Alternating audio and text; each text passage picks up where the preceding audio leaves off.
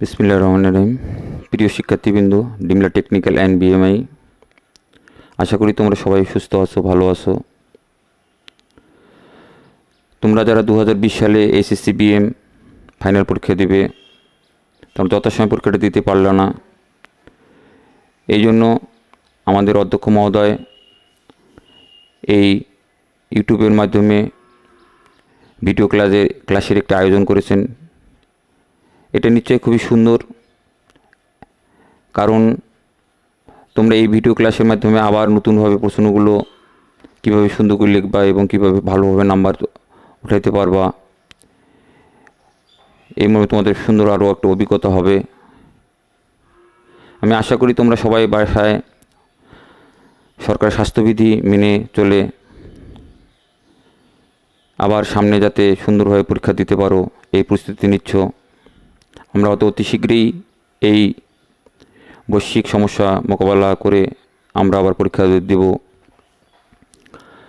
তোমরা HSC BM প্রথম বর্ষে যারা পরীক্ষা দিচ্ছ বা পরীক্ষা দেওয়ার প্রিপারেশন অলরেডি নিয়ে নিছো, তোমরা ভালোভাবে জানো যে আমি মোহাম্মদ মিজানুর রহমান তোমাদের অর্থনীতি ও বাণিজ্য ভূগোল তোমাদের পাঠদান করাই। এবং অর্থনীতি ও বাণিজ্যিক ভূগোলের দুটি বিষয় পাঠ, একটি হচ্ছে অর্থনীতি অধ্যায় আর একটি হচ্ছে তোমার বাণিজ্যিক ভূগোল। অর্থনীতির মানদণ্ড সম্বন্ধে বিগত ক্লাসে আমি তোমাদের সাথে আলোচনা করেছি, যেখানে দুই প্রকার প্রশ্ন থাকে, কিছু প্রশ্ন রচনামূলক এবং কিছু প্রশ্ন সংক্ষিপ্ত। এই রচনামূলক প্রশ্নটি আবার দুই ভাগে বিভক্ত। এই দুই ভাগে বিভক্তর মধ্যে প্রশ্নে দেখা গেছে নম্বর বন্টন কোনো প্রশ্নে 2 থাকলে পরবর্তীতে প্রশ্নের সাথে যে লেস লাগানো থাকে এটাতে 6 মার্ক থাকে। আবার প্রথম অংশটাতে যদি 3 মার্ক থাকে তাহলে পরবর্তী অংশটাতে তোমার 5 মার্ক থাকে। তোমরা সেই নম্বর বন্টন অনুযায়ী পরীক্ষার খাতায় লিখবা এবং অযথা বাড়তি কিছু না লিখে প্রশ্নের মধ্যে যাহা কিছু চাবে তোমার সঠিক সেটুকুই লিখলেই ইনশাআল্লাহ A+ মার্ক পাওয়ার সম্ভাবনা থাকে। আজকে তোমাদের 2020 সালে একটি সম্ভাবনাময় প্রশ্ন নিয়ে আমি আলোচনা করব। প্রশ্নটি আসার খুবই সম্ভাবনা আছে। প্রশ্নটি হচ্ছে তোমাদের কর কি ও কর ধার্যের নীতিমালাসমূহ আলোচনা করো। এখন এই প্রশ্নটিরও দুইটি অংশ, একটি হচ্ছে কর কি, আরেকটি অংশ হচ্ছে কর ধার্যের নীতিমালাসমূহ আলোচনা করো। আমরা যদি প্রশ্নটি প্রথম অংশ আলোচনা করি তাহলে প্রথম অংশটিতে আছে কর কি। কর সম্বন্ধে তোমরা সবাই অবগত আছো যে কোনো প্রকার স্বার্থ বা সরকার দেশের ব্যয়ভার নির্বাহের জন্য দেখা গেছে কোনো ব্যয়ভার নির্বাহের জন্য বা আমরা জনসাধারণের কাছ থেকে কিছু অর্থ আদায় করে থাকে।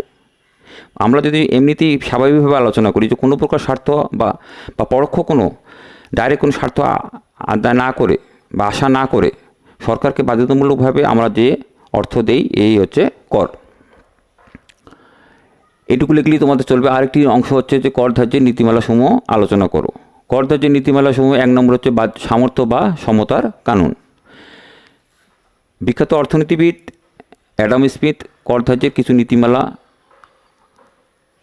তৈরি করেছেন। তার মধ্যে 4টি নীতিমালা খুবই গ্রহণযোগ্য। একটি হচ্ছে সামর্থ্য বা সমতার কানুন, একটা হচ্ছে নিশ্চয়তার কানুন, একটি সুবিধার কানুন, আরেকটি হচ্ছে মিতব্যয়িতার কানুন। এই 4টি কানুন অনুযায়ী সাধারণত দেখা যায় যে কর আদায় করা হয়, বা এই কানুন বলতে এই নিয়ম অনুযায়ী বা এই আইন অনুযায়ী কর আদায় করা হয়। একটা হচ্ছে সামর্থ্য বা সমতার কানুন। তোমরা এই কানুনটি লিখবা, লিখে প্রত্যেকটি কানুনের কিছু কিছু কী করবা তোমরা আলোচনা করবা, অর্থাৎ ডিসক্রিপশন দেবা। 1 নম্বর হচ্ছে সামর্থ্য বা সমতার কানুন। সামর্থ্য বা সমতার কানুন বলতে বোঝাচ্ছে যেটা হচ্ছে সামর্থ্য বা সমতার কানুন, প্রত্যেকেই তার সামর্থ্য অনুযায়ী কর দিবে। সমাজে অনেক ধনিক শ্রেণী এবং নিম্ন শ্রেণীর আয়ের লোক আছে, সবারই কর আদায়ের একরকম হতে পারে না।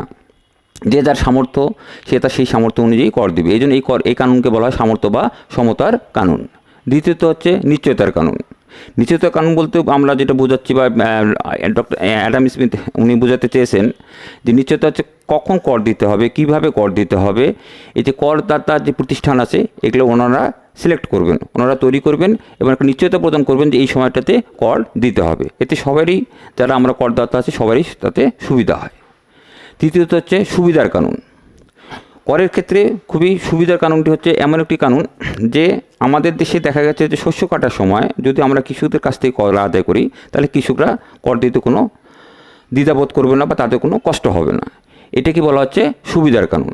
আরেকটি হচ্ছে তোমার মিতব্যয়িতার কানুন। মিতব্যয়িতার কানুন হচ্ছে যে কর আদায়ের পদ্ধতি আমাদের এমন সহজ এবং সরল করতে হবে যাতে কর আদায় করতে গিয়ে বেশি টাকা খরচ না হয়।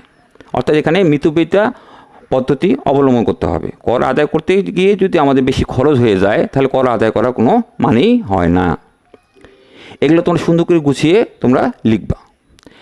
এখন এই অ্যাডাম স্মিথ বাদ দিয়েও আধুনিক অর্থনীতিবিদগণ আবার কর আদায়ের বা করের আবার 4টি কানুন তোমার উল্লেখ করেছেন।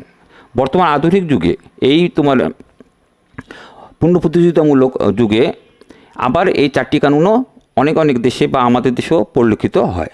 এই 4টি কানুন অনুযায়ী কর আদায় করা হয়। একটি হচ্ছে তোমার উৎপাদনশীলতা কানুন, একটি হচ্ছে স্থিতিস্থাপকতা কানুন, একটি হচ্ছে সরলতার কানুন, আরেকটি হচ্ছে বিভিন্নতার কারণ। এই আগের মতোই এগুলোও তোমরা কী করবা, প্রত্যেকটি প্রশ্ন এই কানুনগুলো তোমরা একটু করে আলোচনা করবে। তোমরা সবসময় লক্ষ্য রাখবে যে প্রশ্নটির মধ্যে কিন্তু তোমার মাত্র 6 মার্ক আছে, তোমরা অযথা বেশি কিছু লিখতে যাবা না। 1 নম্বর হচ্ছে উৎপাদনশীলতা কানুন। উৎপাদনশীলতা বলতে বোঝাচ্ছে কর অবশ্যই উৎপাদনশীল হবে। যত কর উৎপাদনশীল হবে তত বেশিভাবে কর আদায় করা যাবে। এমনভাবে লক্ষ্য রাখতে হবে যাতে শিল্প প্রতিষ্ঠানের কাছ থেকে যদি আমরা কর আদায় করি, শিল্প প্রতিষ্ঠানে যদি ক্ষতি না হয় তাহলে আমরা এখান থেকে আমরা বেশি কর আদায় করব। দ্বিতীয়ত স্থিতিস্থাপকরণ, কর অবশ্যই স্থিতিস্থাপক হওয়া উচিত।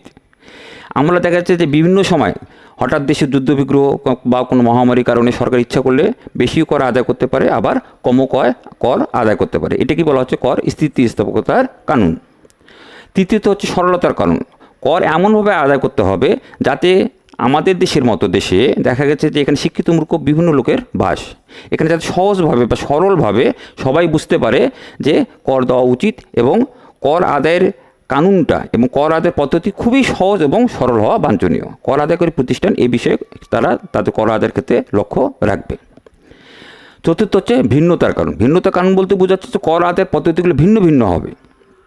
শুধু একক পদ্ধতিতে বা এক পদ্ধতিতে কর আদায় করলে করের ক্ষেত্রে ভিন্নতা দেখা দেবে, এখানে দুর্নীতিও বিরাজমান করতে পারে। কর আদায়ের পদ্ধতি যত ভিন্ন ভিন্ন হবে বা যত সহজ এবং সরল হবে তত কর দিতে মানুষ উৎসাহী হবে এবং কর আদায় করা খুবই সহজ এবং সরল হবে।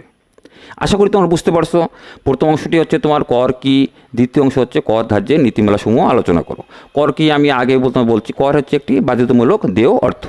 তোমরা এইভাবে সুন্দর করে লিখবা। হ্যাঁ, দ্বিতীয়ত অংশ হচ্ছে যে কর ধার্যের নীতিমালাসমূহ আলোচনা করো। কর ধার্যের নীতিমালা অ্যাডাম স্মিথ সাহেব উনি কী করছেন, অ্যাডাম স্মিথ বিখ্যাত অর্থনীতিবিদ, উনি 4 ভাগে ভাগ করছেন। ভাগ করার পরে এই 4টে ভাগ তোমরা সুন্দরভাবে লিখবা। দ্বিতীয়ত আবার আধুনিক যুগে যারা অর্থনীতিবিদ তারা আবার এই কর আদায়ের যে কানুনগুলো আবার 4 ভাগে ভাগ করছেন। একটা উৎপাদনশীলতা, এক স্থিতিস্থাপকতা কানুন, সরলতা কানুন এবং ভিন্নতা কানুন। এগুলো প্রত্যেকটি তোমরা সুন্দরভাবে কী করবা, প্রতিটি ডিসক্রিপশন দিবা, বর্ণনা করে শেষে তোমরা একটি উপসংহার টেনে দিয়ে দেবা যে এই যে প্রখ্যাত অর্থনীতিবিদ অ্যাডাম স্মিথ যে 4টি কানুন তৈরি করেছেন এবং তারপরেও আধুনিক অর্থনীতিবিদ আবার 4টি কানুন করেছেন। এইভাবেই একটি দেশে কর পদ্ধতি বা করের নীতিমালা আলোচনা করা হয় বা এইভাবে কর সংগ্রহ করা হয়।